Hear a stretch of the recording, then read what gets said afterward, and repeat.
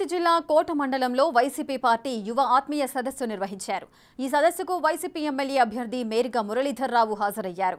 ఇటీవల టీడీపీ నేత పాసం సునీల్ కుమార్ చేసిన విమర్శలకు మురళీధర్ రావు ఈ సందర్భంగా కౌంటర్ ఇచ్చారు.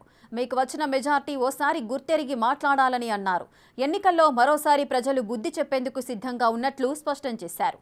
రాబోయే ఎన్నికల్లో తనను గెలిపించాలని అభ్యర్థించారు.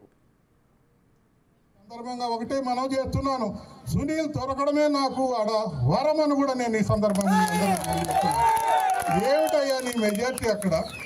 నువ్వు మా పార్టీలో ఉంటే మైనస్ టౌను, తెలుగుదేశం పార్టీలో పోతే మైనస్ టౌను, మళ్ళా నీ జ్యూరిడిక్షన్ మున్సిపల్ చైర్మన్గా అలివిగానట్టు చేశాను, మున్సిపల్ జ్యూరిడిక్షన్లు అంటావు. ఏ రోజైనా నీ ప్రవర్తన, నీ అరాజక తత్వం, నీ మనస్తత్వం, నువ్వు ఏ రకంగా దందాలు చేసింది అన్నీ తెలుసు కాబట్టే గూడూరులో ఖచ్చితంగా మెజార్టీ వచ్చి తీరుతుందని కూడా నేను సీనియర్గా ఇన్ని రోజులు రాజకీయాల్లో ఉన్నా.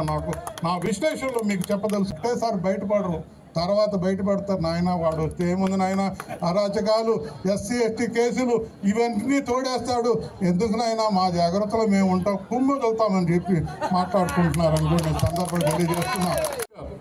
నేను చిల్లరగాడిని కాదు, నేను ప్రమాణం చేసి చెప్తున్నాను, చిల్లరగాడిని కాదు. నేను పెద్దల సహకారంతో మీరిచ్చినటువంటి గౌరవం, నాకు మీరిచ్చిన టికెట్ ఇది, మీ సర్వేలో ఎమ్మెల్సీ విప్ అయినా నాకు మళ్ళీ తిరిగి వచ్చిందంటే మీ అందరి భాగస్వామ్యం ఉంది.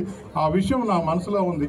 నా జీవితంలో, నా రక్తంలో అంత చిన్న సహాయం చేసిన చివరిదాకా కృతజ్ఞత ప్రకటించుకోవడం నాకు ఉన్నటువంటి ఎమ్మెల్సీగా రాజీనామా చేయమంటాడు. నేను ఏం నేరం చేశానయ్యా?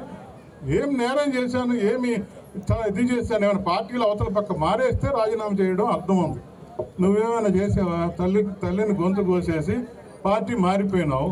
అందరూ అడిగారు, ప్రజలందరూ అడిగారు, మరి ఎవరినైనా పిలిచి నువ్వేమైనా రిజైన్ చేసావా? అభివృద్ధి కోసం పోయినానన్నావు. బాధినారు 2019లో బాధినారు 48,000 ఓట్ల మెజార్టీతో తల్లిని ద్రోహం చేసేవాడికి, తల్లి లాంటి పార్టీ ద్రోహం చేసేవాడికి గూడూరు ప్రజలు, గుణవంతులైన గూడూరు ప్రజలు ఏ రకంగా బుద్ధి చెప్తారో బుద్ధి చేసి చూపించారు. అయినా మార్పు రాలేదు. ఇప్పుడు ఏదో అయిపోతుంది అని జగన్ మళ్ళా తిట్టడం మొదలుపెట్టారు.